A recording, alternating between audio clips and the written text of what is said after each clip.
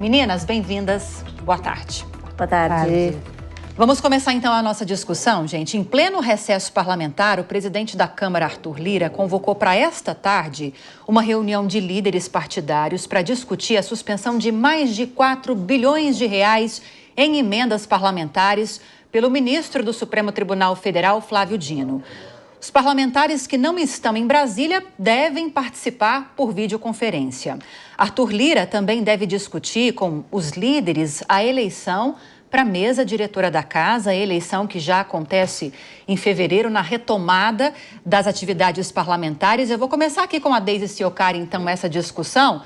Voltamos, então, para nova, velha discussão, ou velha, nova discussão, né? Pode escolher, Deise, sobre essa briga que há entre Legislativo e STF em relação às emendas parlamentares. A cobrança é por transparência, rastreabilidade. Quando o Supremo, dizendo no ministro, né, efetivamente, Flávio Dino percebe que há problemas nessa questão da transparência, ele retém as emendas. E aí, o que é que vai virar essa reunião?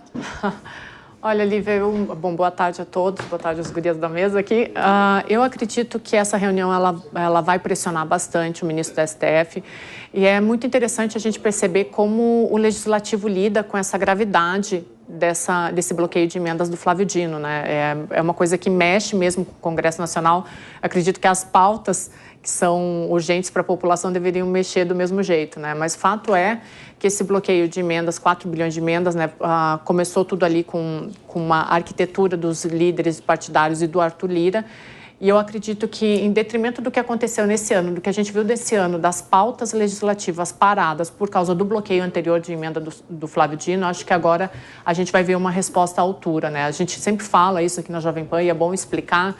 A gente teve uma mudança de agenda do Executivo para o Legislativo. Isso começou ali com o Eduardo Cunha, né? O Executivo ele foi perdendo o poder da agenda dele e ficou refém desse Legislativo. Teve um congresso de cientistas políticos na Argentina no final de 2023 e a gente tem falado muito de democracias corroídas por dentro, né? E nesse congresso, os cientistas identificaram que na América Latina um outro processo de corrosão democrática é quando o Executivo vai perdendo a pauta e fica refém do Legislativo. Isso não é só uma prerrogativa do Brasil, né? Então, eu acredito que o Congresso Nacional, com o poder que ele tem hoje, o Eduardo Cunha fazendo o sucessor dele, o Hugo Mota, eu acredito que vem uma resposta bem à altura. Se essa resposta não conseguir pressionar o STF, as pautas trancam no ano que vem, ninguém vota nada. Então, essa é a grande questão, né, Mônica Rosenberg? Trancar a pauta. Nós tivemos agora no final do ano um congresso que atrasou a votação do pacote fiscal, embora o pacote tenha chegado bem atrasado também para a discussão dos congressistas. Houve também uma certa demora, além do esperado, na votação daquele primeiro projeto de regulamentação da reforma tributária. Voltando um pouquinho no tempo, quando as primeiras emendas foram suspensas lá em agosto, outras ações também do Congresso deixaram um pouquinho de preocupação aí para o STF, algumas pautas de restrições à função de ministros foram aprovadas também, pelo menos um primeiro passo foi aprovado. E agora, qual vai ser o instrumento usado pelo Congresso Nacional? Que tipo de pauta que pode não avançar nesse começo de 2025 por causa dessa suspensão de emendas? Lembrando, né, Lívia? Boa tarde, Lívia. Boa tarde, mulheres maravilhosas aqui da mesa. Boa tarde você que nos acompanha na Jovem Pan. Lembrando que ainda houve aí levantaram a ideia de atrasar a votação da lei de orçamento, né? Chegou aí. Ficou para que vem, né? Tá para 25, eu ainda acredito que poderia voltar, mas assim, eles chegaram ao ponto de sua função principal, que é aprovar o orçamento, ficou para o ano que vem. E aí esse desespero, esse empenho na luta, na defesa das emendas, para mim é extremamente preocupante, principalmente porque isso me faz pensar na Venezuela. Parece exatamente o que aconteceu na Venezuela. Não tem transparência, o sistema está todo errado. E quando você pede transparência, quando você pede para entender o que aconteceu, as atas sumiram, não há os dados. E o que aconteceu no Congresso é muito parecido. Houve uma manobra, a Deise citou bem, uma manobra aí dos líderes, sem nenhuma transparência na votação, fora a não transparência das emendas. Esse processinho todo que aconteceu ali foi muito esquisito. E aí o Supremo pede para que haja uma investigação, para que se apure. E qual seria a reação esperada de um Congresso minimamente sério? Seria dizer, peraí, gente, Tem transparência? Está aqui, a conversa foi esta, os votos foram estes, as emendas estão aqui listadas, é isto.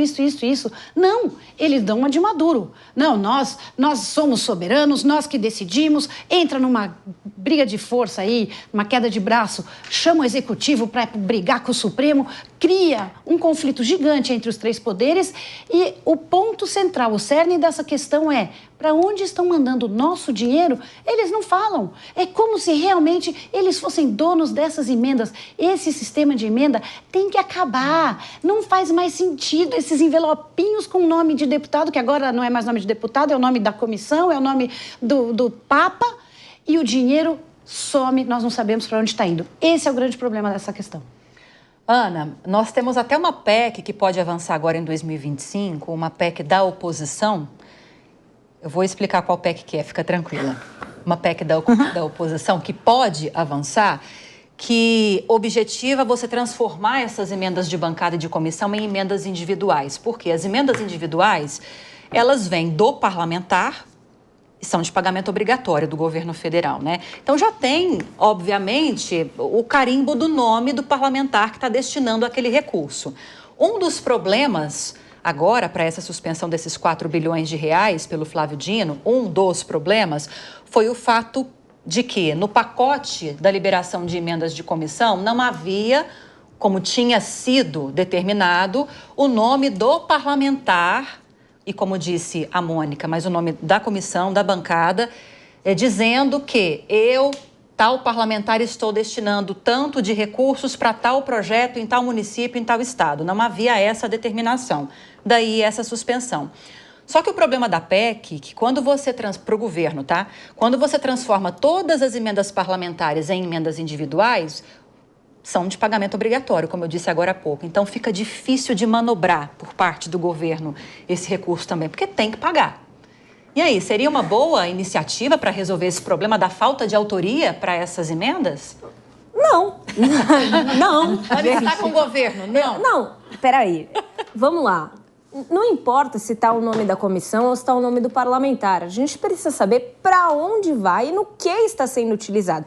E me parece que nem essa proposta de PEC e nem nada que foi aprovado e está sendo executado até este momento consegue dar essa transparência que a gente tanto gostaria para essas emendas. A Deise tocou num ponto que para mim é de extrema relevância, que é a questão de que hoje o executivo é refém do legislativo. E é tão refém que nós temos uma lei de diretrizes orçamentárias que não vai ser aprovada antes do ano em que ela começa a vigorar. Começar! Isso é absurdo. Gente, para mim, pacote fiscal foi a reforma mais ansiada pela sociedade. Aquilo que ficamos o ano todo esperando que acontecesse.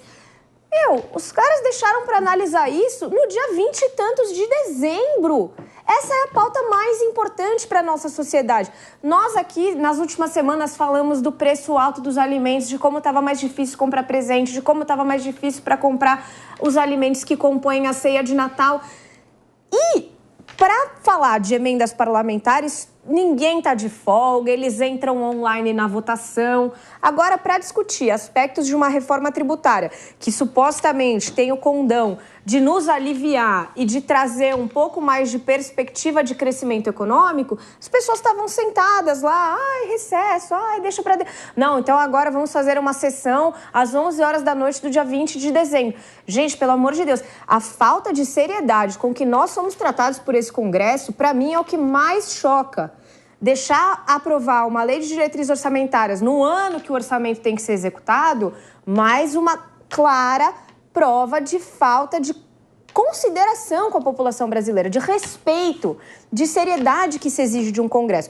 Agora, meu Deus, a gente vai ficar sem emendas, então vamos nos reunir com urgência. Estou revoltada hoje. Desculpa.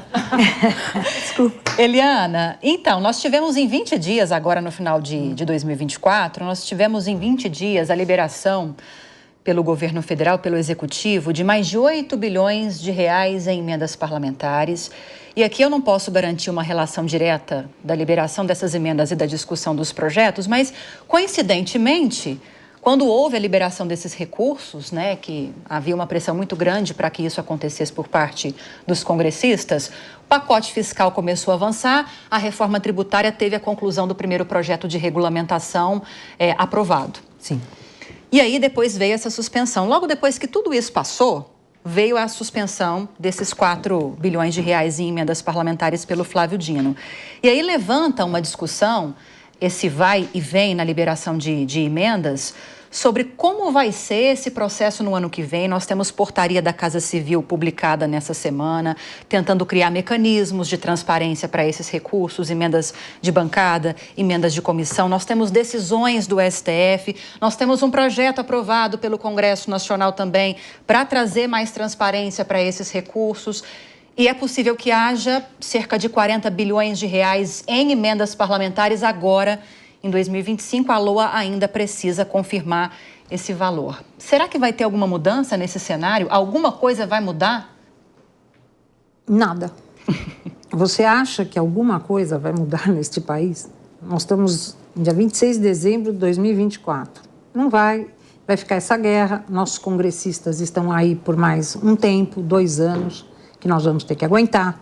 Nada foi discutido nesse país este ano que realmente interessasse, né, a nós brasileiros, a não ser emenda parlamentar, emenda parlamentar, emenda parlamentar. Na área de segurança, a proposta da saidinha. E olha lá.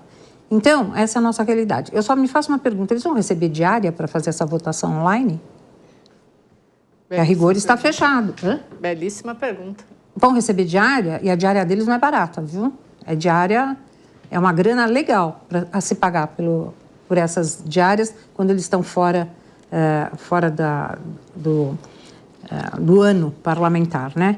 E outra coisa, emenda parlamentar, eu vou cansar de falar aqui, toda vez que eu estiver aqui eu falarei, é inconstitucional. Legislativo tem que fazer lei, não tem que ficar dando grana para ninguém. Não tem. Então, brasileiro, presta atenção na hora de votar, só que é daqui a 2 anos. Tão pouco isso. Fala, Mônica. Teve um projeto que andou com muita celeridade no Congresso, que foi o projeto de corte de... Esse tentaram andar, não andou, o de corte de gastos. Mas nós sabemos que ele foi movido a emendas. Sim. Foi exatamente em troca de emendas. Então, não só ela é inconstitucional, mas ela é imoral. É uma coisa pornográfica. A emenda, além de ser moeda de troca, ela subverte o processo eleitoral, gente. Eu fui candidata a deputada. Quantas vezes eu cheguei em cidades conversar com pessoas, as pessoas diziam, adorei as suas ideias, é exatamente o que a gente queria, mas eu vou votar no Zé das Couves porque ele trouxe emenda para a minha cidade. Então, ela subverte, inclusive, a representatividade. As pessoas não votam na pessoa que lhe representa, mas sim no deputado que levou emendas. Essa é a gravidade do alcance nefasto das emendas.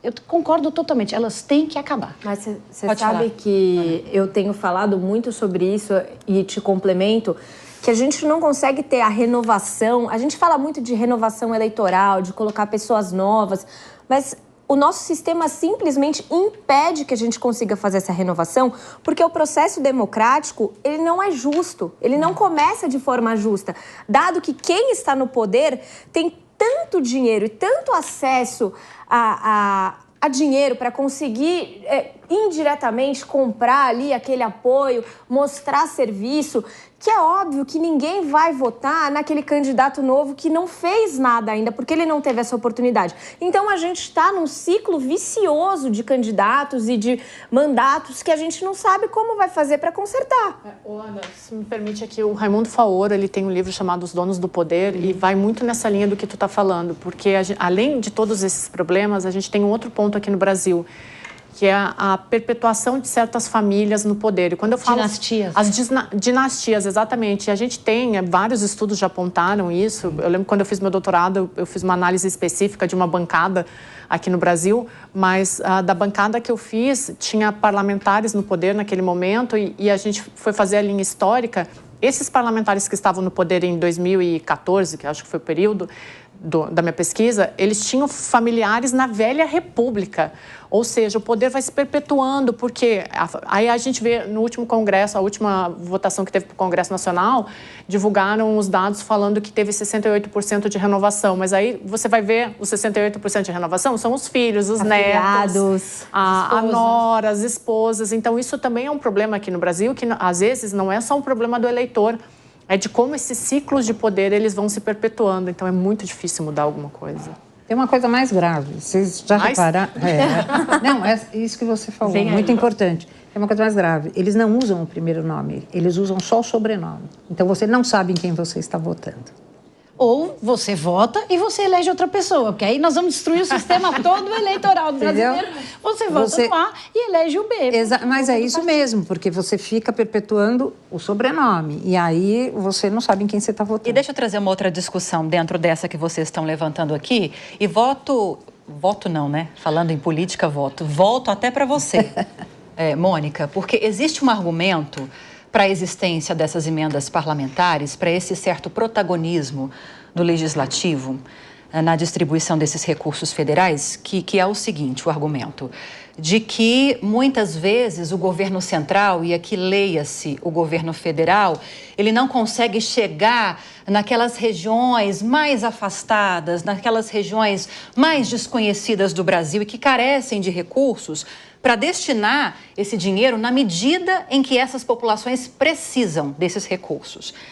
Mas aí, o que impediria, na sua visão, um parlamentar que represente essas regiões de fazer uma articulação com o governo federal para que esse recurso viesse do governo federal diretamente para esses locais? Para dentro do orçamento. Exato. É por isso que é o parlamento que vota o orçamento. Exatamente porque eles, como representantes das regiões mais distantes, sabem e definem as prioridades, eles votam a LDO, votam a LOA, exatamente para que o dinheiro seja direcionado onde ele tem que ir. O que acontece hoje no Brasil nós vemos emendas que não são sequer direcionadas para o reduto eleitoral daquele deputado, nós vemos ponte caindo no Tocantins porque o deputado que deveria estar olhando para aquilo não olhou para mandar dinheiro. Então, o sistema não funciona do jeito... Posso até dizer, ok, realmente faria sentido isso, só que ele não funciona assim e ele não precisa funcionar assim, exatamente porque o deputado está ali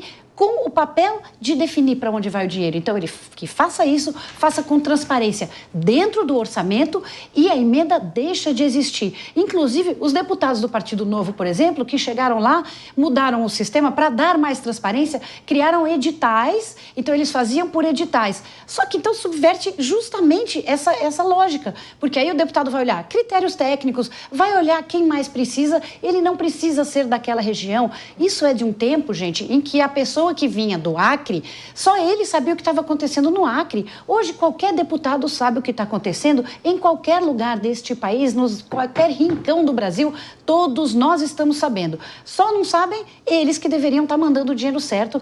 A emenda tem que acabar. É um conceito inconstitucional e ultrapassado que está gerando o caos no nosso sistema democrático.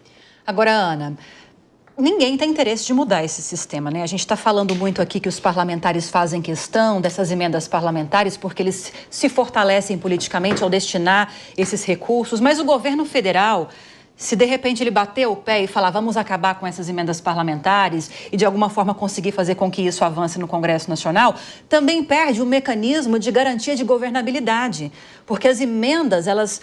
naquele processo de negociação, acaba facilitando para o governo que, naquele momento, talvez determinadas pautas, a exemplo do pacote fiscal agora no final do ano, caminhem.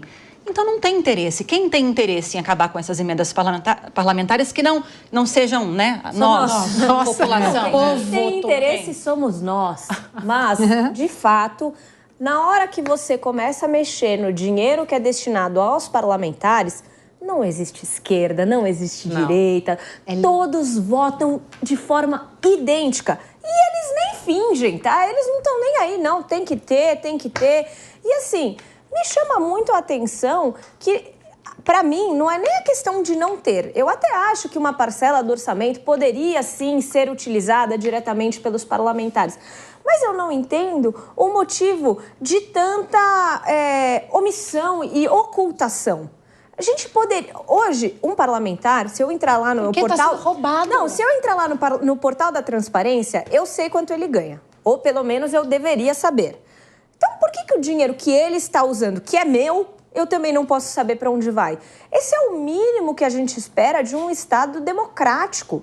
É o mínimo. E isso traria tão mais confiança no nosso governo, e confiança é uma coisa que nós estamos vendo agora, impacta diretamente na economia, impacta diretamente na nossa ceia de Natal. Então, para mim, eu dou um passo atrás da Mônica, não é o caso de acabar com essas emendas 100%, eu não acho que seja, até por conta do que você colocou, é uma questão de governabilidade, de arranjos, isso faz parte do nosso sistema democrático, quer você queira, quer não, e é muito utópico a gente achar que um dia ele vai simplesmente desaparecer, por tudo que a gente conversou até agora.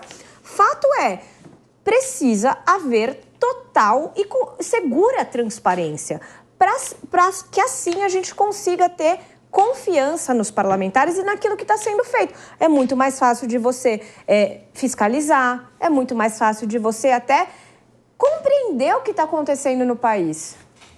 Eu queria complementar o que tu está falando, Ana, porque tu disse assim, que um certo valor ele tem que existir, tem mesmo.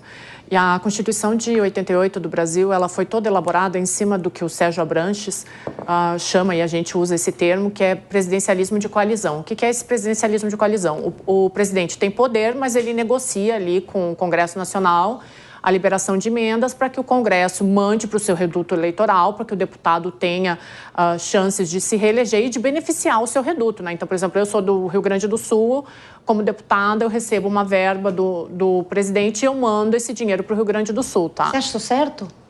Isso faz sentido em algum lugar? Eu tenho as minhas ressalvas. Tenho as minhas ressalvas, mas eu acho que no Brasil é muito difícil você fazer política fora disso. Acho que deveriam existir sistemas de controle mais eficientes, bem mais eficientes. Mas o que a gente tem visto aqui no Brasil, e aí que eu acho que é o grande problema, o Brasil tem uma série de problemas históricos, mas essas emendas talvez sejam a maior parte delas. Mas o que a gente viu aqui no Brasil foi que esse presidencialismo de coalizão, ele foi para o que a gente chama ali, que a gente fala muito no Jornal da Manhã, né, do presidencialismo de cooptação. Então, não existe mais a política sem a liberação de emendas. E aí tem um problema, Mônica, que eu acho que faz toda a diferença no meio disso tudo. A gente teve sistemas presidencialistas, a gente teve presidentes que conseguiram negociar com o Congresso Nacional sem ser esse exagero de emendas que a gente vê hoje, né? Então, a gente teve ali um ou outro presidente, eu vou citar só um aqui que foi muito hábil na negociação com o Congresso Nacional, que foi o Michel Temer, mas depois do Eduardo Cunha, parece que a coisa descambou e não teve mais controle. Então, era aquilo que eu estava falando na pauta anterior, a questão da democracia sendo corroída por dentro, quando o executivo perde o poder de agendar a pauta. O Lula 1 e Lula 2 tinha mais poder de argumentação. Lula 3 perdeu completamente. O Michel Temer tinha. Então, a própria questão das emendas, ela era mais controlada. O Fernando Henrique Cardoso também, ela era mais controlada. Mas o Eduardo Cunha, ele trouxe um sistema de poder para a Câmara dos Deputados que foi se perpetuando, e aí a gente não tem mais controle sobre as emendas. Mas num determinado momento da República, isso foi um presidencialismo de coalizão. Hoje não existe. Então, eu posso deixar uma provocação para você que defende emendas, que elas pelo menos tramitem dentro da blockchain. Blockchain é transparência absoluta, rastreabilidade absoluta. Quer ter emenda, ela entra pela blockchain, sai na blockchain, chega onde tem que chegar. Eu ainda seria contra, mas pelo menos a gente controla. Não, eu acho que tem uma questão de desequilíbrio entre os poderes, né? Quando a gente tem a nossa Constituição, nós temos 3 poderes. Um deve fiscalizar e deve... como que eu vou colocar? Vigiar o outro. Deve não só fiscalizar, mas também deve harmonizar entre um e outro. E a gente não vê isso hoje não vê nos 3, mas a gente não vê entre o executivo e o legislativo, exatamente porque há uma situação de refém. É uma situação que ela é completamente desequilibrada. E isso acaba desequilibrando a democracia como um todo, porque o executivo não tem força suficiente para conseguir governar e executar suas tarefas, enquanto ele não ceder a certas exigências. E assim, eu acho descarado que tenha uma notícia que diga: não, nós vamos nos reunir porque bloquearam as nossas emendas, então agora a gente precisa ver como vai fazer, como vai retalhar. Meu Deus! Eles não votam projetos importantes como fake news. Inteligência artificial, ficou tudo para 2025, mas não bloquearam nossas emendas, porque a gente tem que se reunir no recesso. É sério, gente, nós estamos aqui discutindo com toda a seriedade do mundo, mas na verdade é um grande escárnio com a nossa sociedade, porque nós estamos tratando como normal uma aberração. Nós estamos aqui assumindo, sem resignação, que o Congresso está sentado em todas as pautas importantes do nosso país, enquanto ele não recebeu o dinheirinho dele. Pois é, e o próximo presidente da Câmara dos Deputados, também do Senado Federal, mas especialmente